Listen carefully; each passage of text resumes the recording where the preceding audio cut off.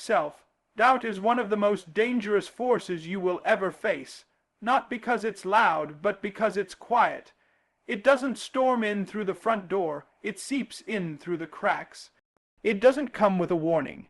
It rides in on the back of comparison, on the wings of a mistake, or in the silence after a failure. Self-doubt is the silent saboteur of dreams, potential, and destiny. It makes you question what you already know. It makes you forget what you've already overcome. It makes you hesitate when it's time to act, and retreat when it's time to stand. The problem with self-doubt is not just that it weakens you, it redefines you. It tells you that because you failed once, you're a failure. It tells you that because they didn't applaud, you aren't enough. It whispers in your soul that your voice doesn't matter, your vision isn't clear, your dreams are too big, and your strength is too small. And if you're not careful, you will begin to mistake that whisper for truth. But let me teach you something today. Truth is not rooted in your feelings. Truth is rooted in your identity, and your identity was never meant to be shaped by fear. It was meant to be shaped by faith. Many people are living limited lives because they've let self-doubt become their internal compass. They doubt their abilities, so they never apply. They doubt their ideas, so they never create. They doubt their worth, so they settle for relationships and careers and environments that don't reflect their value. And what makes self-doubt so dangerous is that it's deceptive. You can look successful on the outside, but be deeply unsure on the inside. You can walk in a room full of confidence and still be fighting a silent war in your mind, and that's where it begins. Not in your circumstances, but in your thoughts. You have to understand that your mind is the battlefield. If the enemy can get you to doubt yourself, he doesn't have to destroy you, because you'll do it yourself. You'll talk yourself out of opportunities. You'll walk away from favor. You'll ignore your calling. That's why you must guard your thoughts like your life depends on it, because it does. You must interrupt the voice of doubt with the voice of truth. You must remind yourself of what God says about you. You must teach yourself to believe again, to trust again, to try again. Self-doubt grows in isolation. It feeds on silence. It thrives in environments where affirmation is absent. That's why you've got to surround yourself with people who speak life, not death. People who remind you of your power, not just your pain. People who don't just tolerate your dreams, but celebrate them. Because the right voices around you can silence the wrong voices inside you. Sometimes you've got to borrow someone else's belief in you until your own belief comes back. That's not weakness, that's wisdom. You must also learn to separate your identity from your performance. Just because something didn't work doesn't mean you don't work. Just because they rejected you doesn't mean you're unworthy. Just because the door closed doesn't mean the dream is over. Sometimes rejection is not the end, it's redirection. But when you're trapped in self-doubt, every closed door feels like a verdict. Every delay feels like denial. Every mistake feels like the end. And that's why we must shift from emotional interpretation to spiritual discernment. You have to learn to see yourself the way your Creator sees you. Not through the lens of your scars, but through the lens of your strength. You were never designed to walk through life crippled by uncertainty about your worth. You were created with purpose, on purpose, for a purpose. That purpose wasn't placed inside of you, so you could spend your life second guessing it. Your doubt doesn't disprove the calling. It simply proves you're human.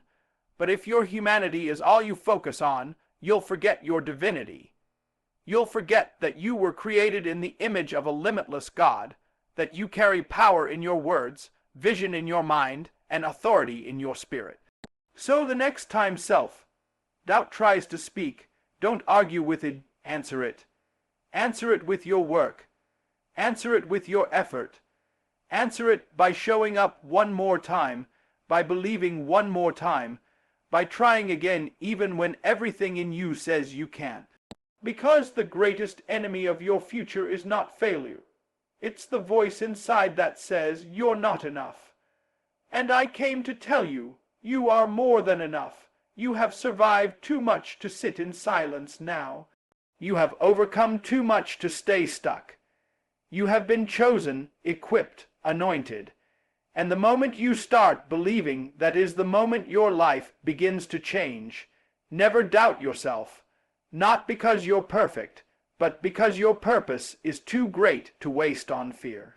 You were not born empty, you were not born random, you were not born as a mistake, a coincidence, or a cosmic accident.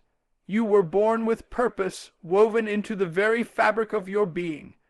Before your name was ever called by man, it was whispered in the halls of heaven. Before anyone knew who you were, God already knew what he put inside of you. And when you understand that truth, deep down in your bones, you begin to realize that doubting yourself is not just a mental misstep. It's a spiritual misalignment. It's questioning not only your ability, but the intention of the one who created you. Purpose is not something you find, it's something you uncover. It's already there, buried beneath fear, hidden under layers of trauma, silenced by criticism, and numbed by years of playing small. But no matter how far you've wandered from it, purpose remains. It doesn't leave, it doesn't expire, it doesn't shrink to fit your comfort zone. Purpose will haunt you until you answer it. It will knock on the door of your heart when everything else is quiet.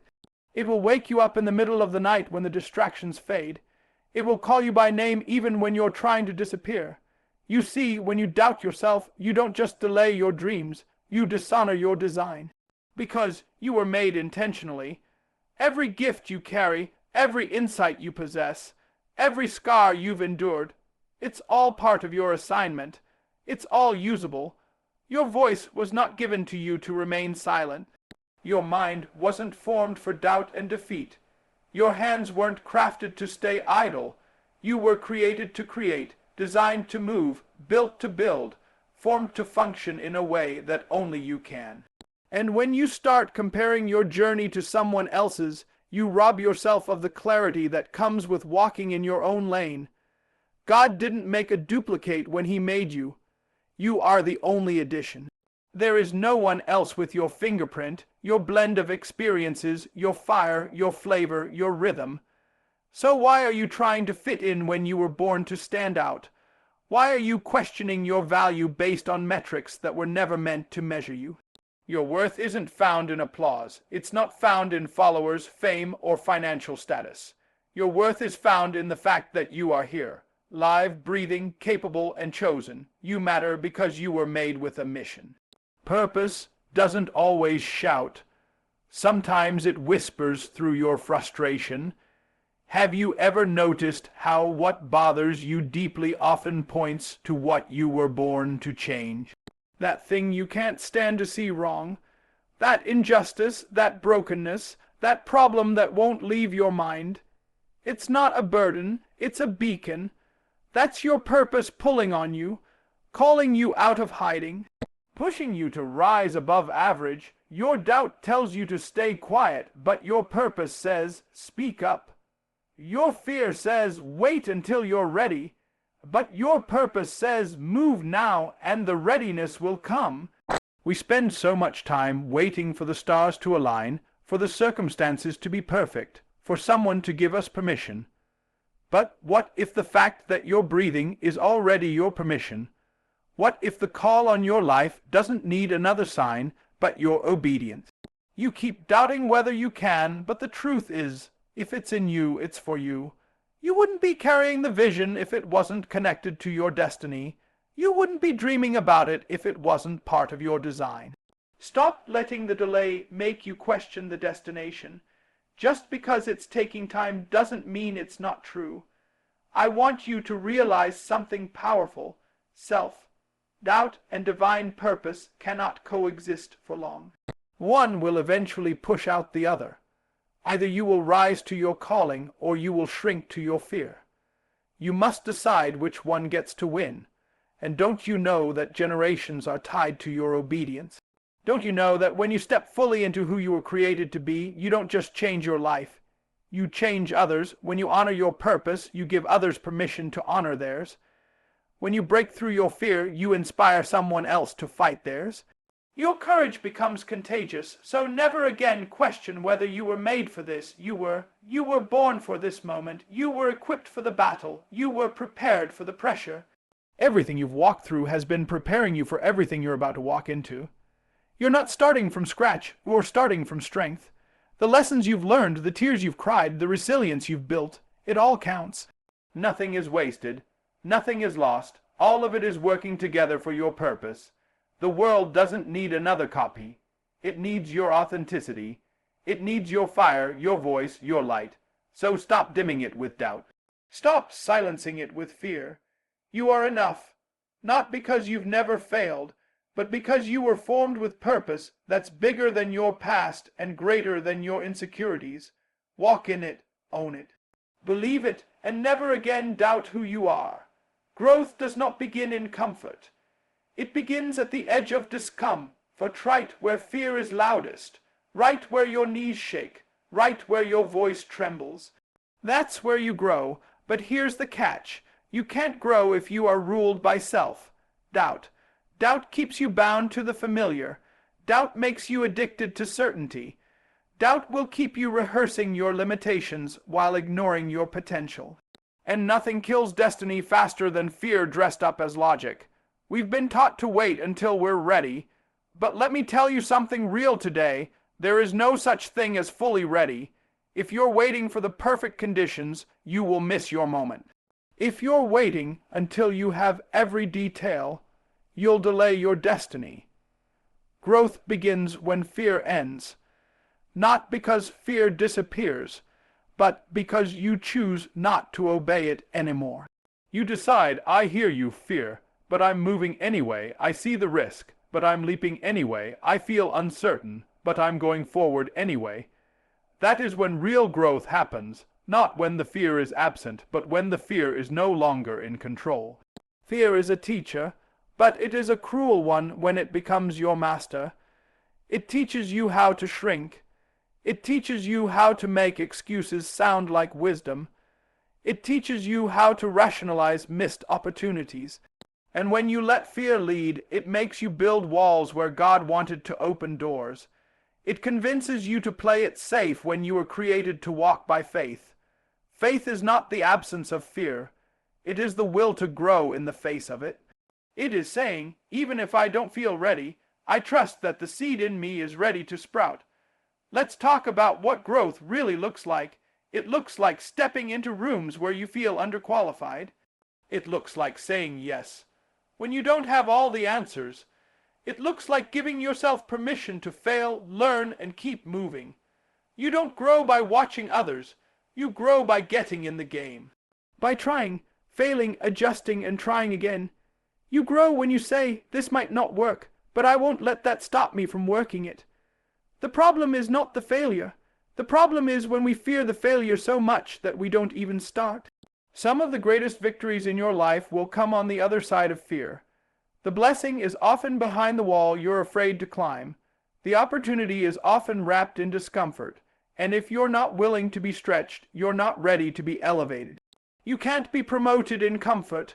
God never called you to a life of safety. He called you to a life of faith, and faith will always stretch you beyond your comfort zone. The comfort zone is a beautiful place, but nothing grows there. The real you, the bold you, the resilient you, the capable you, emerges only in the fire. Fear is a liar. It tells you that you're not enough. It tells you that your past disqualifies you. It tells you that your vision is too big, your gifts are too small, and your dream is too unrealistic. But fear is not fact. It's just a feeling, and feelings are not final. You don't have to believe everything your fear tells you. You can confront it. You can override it. You can silence it with truth. The truth is, you are stronger than you think. The truth is, you've already survived worse. The truth is, if you can just push through the fear, you will find a version of yourself that you've never met.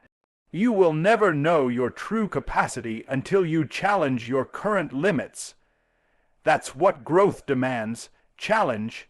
You can't stay in the shallow and expect deep results. You can't live a surface-level life and expect soul-level transformation. You've got to go deeper, push harder, rise higher, and that will require you to stand toe-to-toe with fear and say, "You don't get to run my life anymore." Don't let fear talk you out of trying. Don't let it convince you that your timing is off, that your gifts are insufficient, that your voice won't matter. If the dream is in you, the grace is on you. If the vision keeps visiting you, that's confirmation that it belongs to you. But you'll never walk in it fully if you keep bowing to the altar of doubt. Growth is not convenient, it is costly. It will cost you the comfort of being liked. It will cost you the ease of staying invisible. It will cost you the illusion of control. But what you gain in return is priceless. Purpose, confidence, clarity, strength. Some of you are one decision away from the version of yourself you were born to be. One act of courage away from the next level. One moment of faith away from a breakthrough that will shift your entire life. But you've got to move, you've got to act. You've got to choose growth over fear. No one is coming to rescue your dream. You've got to fight for it. You've got to stretch for it. You've got to silence the inner critic and amplify the voice of purpose. So today, make the decision not to be fearless, but to be faith-filled. Not to be perfect, but to be willing. Not to stay the same, but to grow through the fear. Because once fear loses its grip, your destiny begins to rise. There comes a point in your journey where you have to make a decision. Will you keep waiting for validation from others? Or will you start validating yourself through your own actions? Because the truth is, some people will never clap for you. Some people will never understand you. And if you're waiting for a round of applause before you begin, you'll spend your entire life on the sidelines. Your worth cannot be tied to their approval. Your vision cannot be dependent on their recognition. The world may overlook you, but that does not mean you're unqualified. It simply means it's time to stop depending on opinions and start producing results. Validation doesn't come from them. It comes from Him. It comes from the God who gave you the dream, the calling, the assignment, and once you understand that, you stop asking for permission to be great. You stop shrinking to fit into spaces that were never meant to contain you. You stop watering yourself down so others can swallow your presence, because you realize that the only approval you need already came stamped on your soul when you were created. That was your confirmation. But let's break it down even further.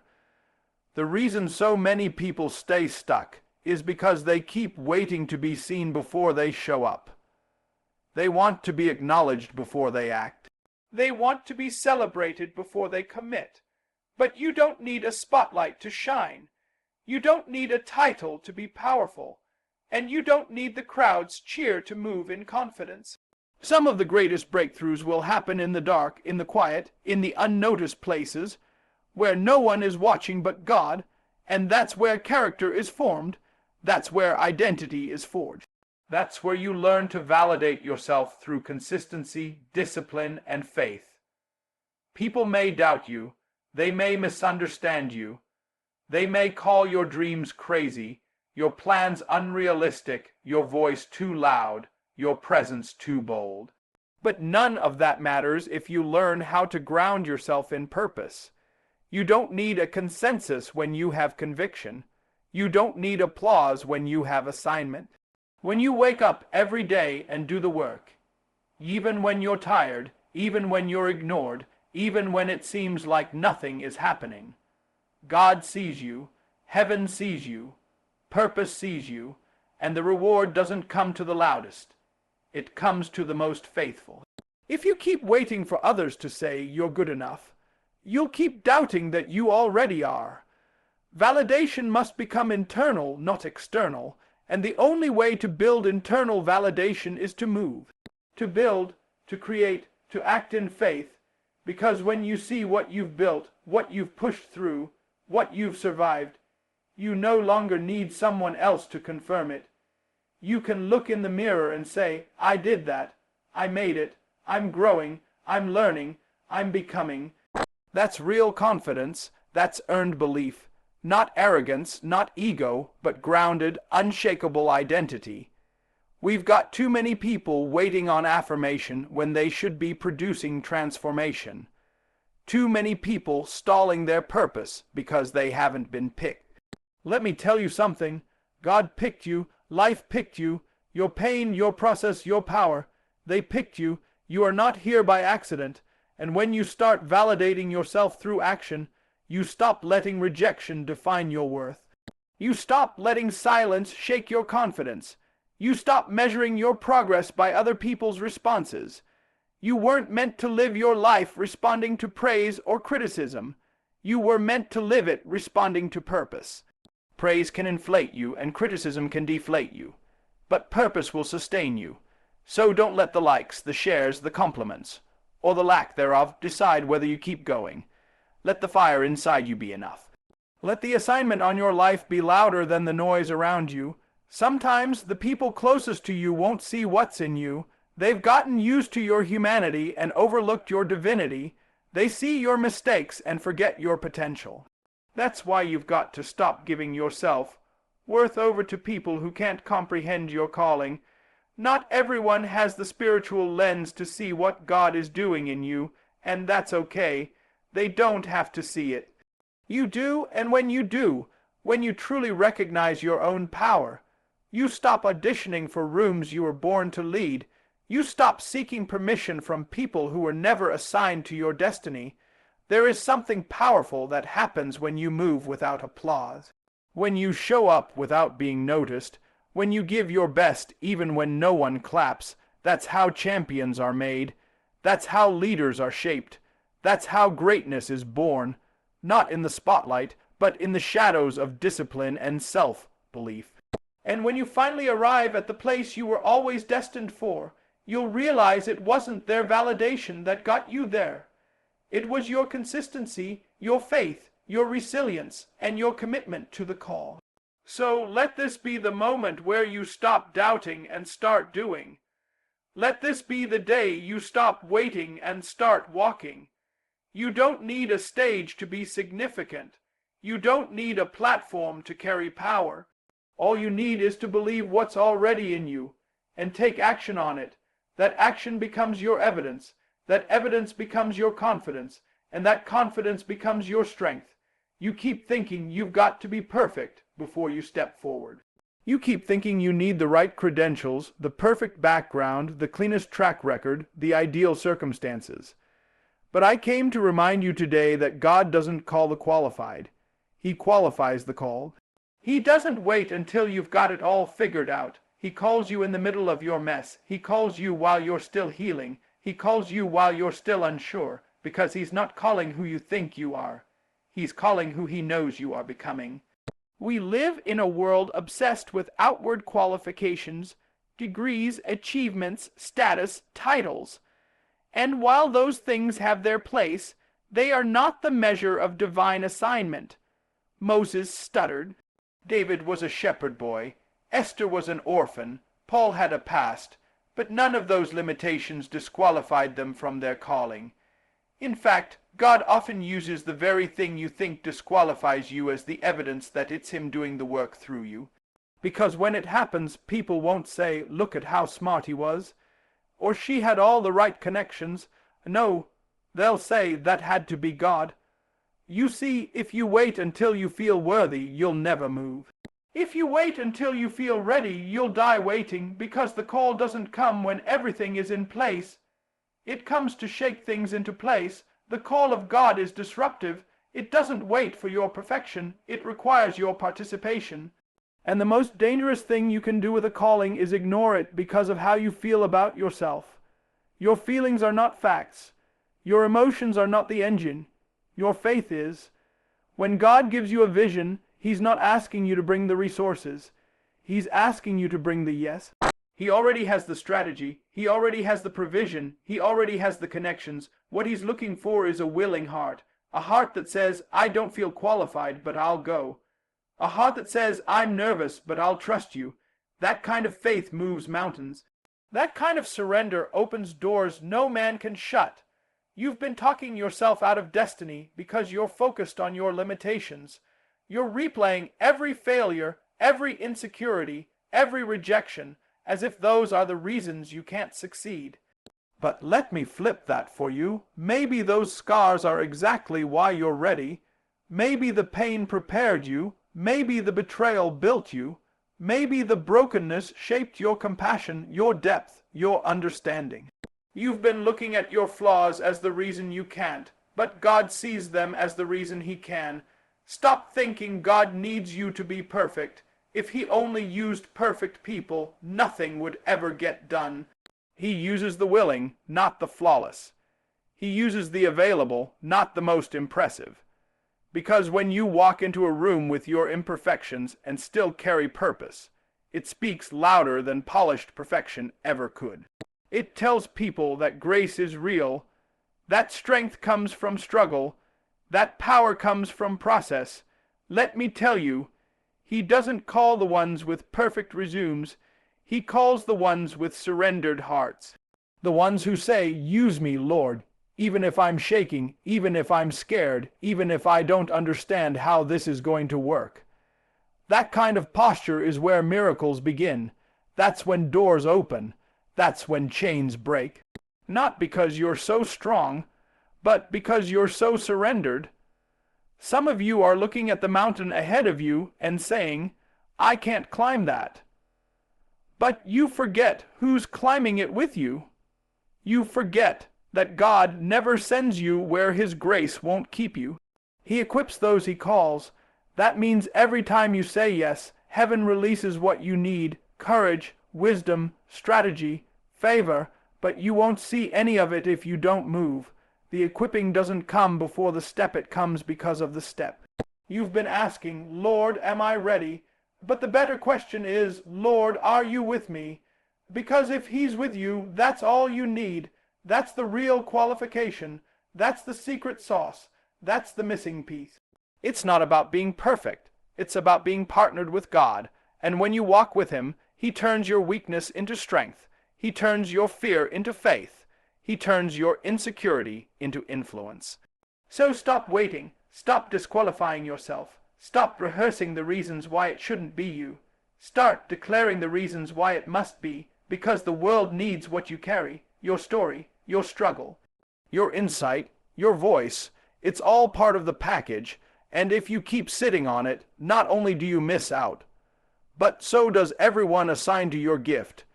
You don't have to be the best. You just have to be brave. Brave enough to say yes. Brave enough to take the step. Brave enough to believe that what's in you is greater than what's around you. And when you do, you'll realize something powerful. You were never unqualified, just unaware of how equipped you already are.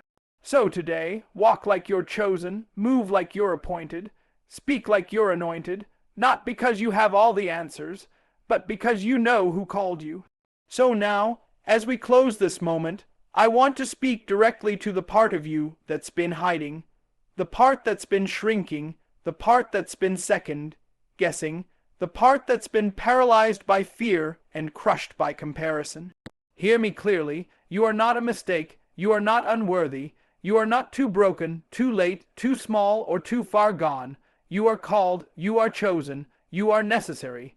Every scar you carry, every storm you've survived, every moment you thought would destroy you, it was preparing you. It didn't come to stop you. It came to strengthen you. The very things you thought disqualified you were actually shaping your destiny, and now is the time to walk boldly into it. No more waiting.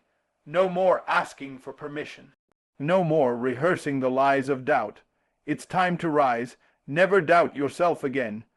Not because you're perfect, but because you were purposed. Not because you've never failed, but because you've never quit. Not because you've arrived, but because you've decided to keep going. Greatness doesn't belong to the flawless. It belongs to the faithful. And if you keep showing up, keep trusting, keep stretching, keep believing, your future will rise to meet your faith. Your life is a message. Your voice is an answer. Your presence is power. And your purpose is proof that you were made for such a time as this. So silence the lies, break the cycle, drown out the noise, and move forward with a holy confidence that says, I may not have it all figured out, but I'm moving anyway. Because destiny doesn't need your perfection. It needs your obedience. You've got what it takes. Not someday, not when you're more polished, not when the timing is perfect. Now, the world is waiting on you, but more importantly, you are waiting on you, and the time to answer the call is no longer later. It's now. Never doubt yourself again. Walk boldly, live fully, believe deeply. The best in you is still becoming, and the world needs what only you can bring.